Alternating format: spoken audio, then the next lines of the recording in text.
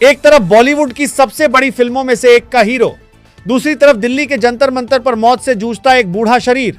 18 दिन से अन्न का एक दाना तक नहीं। सुप्रीम कोर्ट खुद कह रहा है कि इसकी जान बचाओ। यह कहानी है सोनम वांगचुक की, जिसे पूरा हिंदुस्तान थ्री इडियट्स के फुनसुक वांगडू के नाम से जानता है। लेकिन असल जिंदगी में यह इंसान फिल्मी कहानी से कहीं ज्यादा खतरनाक और जज्बाती संघर्ष जी रहा है। आइए आज पूरी कहानी जानते हैं इस इंसान की, बचपन से लेकर आज दिल्ली की सड़कों तक। सोनम वांगचुक का जन्म 11 सितंबर 1966 को लद्दाख के लेह जिले के एक छोटे से गांव उलेटोकपो में हुआ। बर्फ से ढकी पहाड़ियों के बीच पले बढ़े इस बच्चे के गांव में ना स्कूल था ना बिजली। 9 साल की उम्र तक उनकी कोई औपचारिक पढ़ाई नहीं हुई। मां घर पर पढ़ाती थी। जब श्रीनगर पढ़ने भेजा गया तो हिंदी अंग्रेजी ना बोल पाने की वजह से क्लास में मजाक का पात्र बनना पड़ा। बच्चे उन्हें गूंगा लद्दाखी लड़का कहकर चिढ़ाते थे, लेकिन यही अपमान आगे चलकर एक आग बन गया। श्रीनगर एनआईटी से मैकेनिकल इंजीनियरिंग की डिग्री लेने के बाद भी सोनम ने शहर की चमक दमक वाली नौकरी को ठुकरा दिया और लद्दाख लौट आए। साल 1988 में सिर्फ 22 साल की उम्र में उन्होंने सेकमोल यानी students educational and cultural movement of Ladakh की नींव रखी। उस दौर में लद्दाख के सरकारी स्कूलों में 10वीं पास करने वाले बच्चों का प्रतिशत महज 5% था, क्योंकि पूरी पढ़ाई उर्दू अंग्रेजी में होती थी, जबकि बच्चे घर पर लद्दाखी बोलते थे। सोनम ने इस जड़ की समस्या को पकड़ा, स्थानीय भाषा में पढ़ाई शुरू कराई, सोलर एनर्जी से चलने वाले भवन बनवाए जो -30 डिग्री में भी बिना हीटर के गर्म रहते थे। साल 1994 में जम्मू कश्मीर सरकार ने खुद उनसे संपर्क किया और ऑपरेशन न्यू होप के तहत सैकड़ों सरकारी स्कूलों का पूरा ढांचा बदल दिया गया।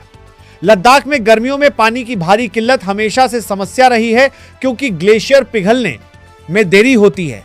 सोनम वांगचुक ने इसी समस्या का हल निकाला और बनाया आइस स्तूपा।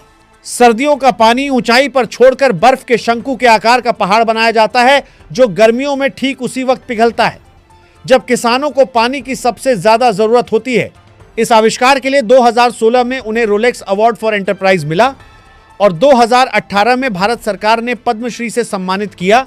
इसी बीच 2009 में आमिर खान की फिल्म थ्री इडियट्स आई, जिसका किरदार फुनसुक वांगडू आंशिक रूप से सोनम वांगचुक से प्रेरित था।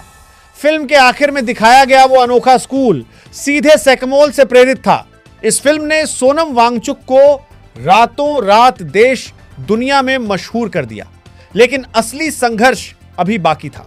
2019 में अनुच्छेद 370 हटने के बाद लद्दाख केंद्र शासित प्रदेश तो बना, लेकिन ना अपनी विधानसभा मिली, ना जमीन और नौकरियों की सुरक्षा का कोई कानून। बाहरी कंपनियों की नजर लद्दाख की जमीन और खनिज संसाधनों पर पड़ने लगी। स्थानीय लोगों को अपनी संस्कृति और पहचान खोने का डर सताने लगा। इसी डर से जन्मा एक बड़ा आंदोलन, जिसकी अगुवाई सोनम वांगचुक ने की। लद्दाख को छठी अनुसूची और पूर्ण राज्य का दर्जा दिलाने की मांग को लेकर जनवरी 2023 में -20 डिग्री में 5 दिन का उपवास रखा। मार्च 2024 में 11,500 फीट की ऊंचाई पर 21 दिन का क्लाइमेट फास्ट किया। अक्टूबर 2024 में 170 लद्दाखियों के साथ दिल्ली चलो पदयात्रा निकाली। दिल्ली पहुंचते ही हिरासत में लिए गए, राजघाट ले जाए गए। फिर लद्दाख भवन में भूख हड़ताल शुरू की, लेकिन सरकार से ठोस जवाब कभी नहीं मिला। सितंबर 2025 में हालात बेहद गंभीर हो गए। 24 सितंबर को लेह में हिंसक प्रदर्शन भड़के, जिसमें 4 लोगों की जान चली गई। इसे लद्दाख का सबसे खूनी दिन कहा गया। 2 दिन बाद 26 सितंबर को सोनम वांगचुक को गिरफ्तार कर लिया गया। उन पर एनआईए के तहत निवारक हिरासत लगाई गई। कुछ अधिकारियों ने आंदोलन के पीछे पाकिस्तान का हाथ होने और अरब स्प्रिंग जैसे विद्रोह भड़काने का आरोप तक लगा दिया। जो सरकार कभी उनकी तारीफ करती थी, वही अब उन्हें राष्ट्र विरोधी बताने लगी।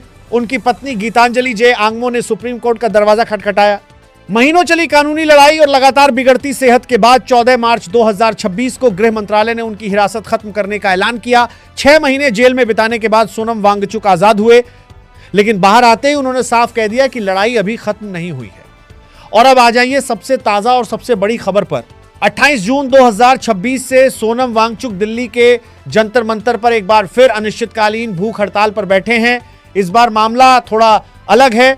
यह भूख हड़ताल जुड़ी है युवाओं की उस कॉकरोच जनता पार्टी के समर्थन में जो नीट यूजी 2026 पेपर लीक कांड को लेकर सड़कों पर उतरी है। मई महीने में हुए इस पेपर लीक ने लाखों छात्रों का भविष्य दांव पर लगा दिया था। गुस्साए छात्रों ने केंद्रीय शिक्षा मंत्री धर्मेंद्र प्रधान के इस्तीफे की मांग शुरू कर दी और जब यह आंदोलन कमजोर पड़ने लगा तो सोनम वांगचुक खुद मैदान में कूद पड़े और भूख हड़ताल पर बैठ गए। आज यह हड़ताल अपने 18वें दिन को पार कर चुकी है। उनकी सेहत लगातार बिगड़ रही है। सोमवार को उसी धरना स्थल पर एक और युवा भूख हड़ताली बेहोश होकर अस्पताल पहुंच गया। मामला इतना गंभीर हो गया कि सुप्रीम कोर्ट के चीफ जस्टिस डी.के. उपाध्याय और जस्टिस तेजस करिया की बेंच को खुद दखल देना पड़ा और कहा कि जीवन अनमोल है। विपक्ष के बड़े बड़े नेता अब सोनम वांगचुक से हड़ताल खत्म करने की अपील कर रहे हैं। प्रधानमंत्री नरेंद्र मोदी के 12 साल के शासनकाल में यह जंतर मंतर वाला प्रदर्शन विरोध की सबसे बड़ी और दुर्लभ तस्वीरों में से एक बन गया है। जंतर मंतर की सड़कों पर हजारों की तादाद में युवा, अभिभावक और छात्र जुटे हुए हैं। नारे लग रहे हैं, मोमबत्तियां जल रही हैं और पूरे देश की निगाहें उस बूढ़े शरीर पर टिकी हैं जो एक बार फिर अपनी जान की बाजी लगाकर सिस्टम को झकझोरने की कोशिश कर रहा है। सोनम वांगचुक की यह कहानी सिर्फ एक इंसान की नहीं, यह उस जज्बे की कहानी है जो अन्याय के आगे कभी नहीं झुकता। एक इंजीनियर जिसने कभी विदेश का सपना नहीं देखा बल्कि अपने बर्फीले रेगिस्तान को हरा भरा बनाने का सपना देखा। एक शिक्षक जिसने हजारों बच्चों की जिंदगी संवारी। एक आविष्कारक जिसने बर्फ से पानी निकालने की तरकीब ढूंढी। और आज एक ऐसा योद्धा जो अपनी भूख हड़ताल के दम पर एक बार फिर पूरे सिस्टम को हिला रहा है, चाहे वो लद्दाख का हक हो या फिर देश के लाखों छात्रों का भविष्य। सोनम वांगचुक हर बार मैदान में डटे नजर आते हैं। अब सवाल यह है कि क्या इस बार भी सरकार झुकेगी? क्या धर्मेंद्र प्रधान इस्तीफा देंगे या फिर यह भूख हड़ताल किसी बड़े हादसे में बदल जाएगी?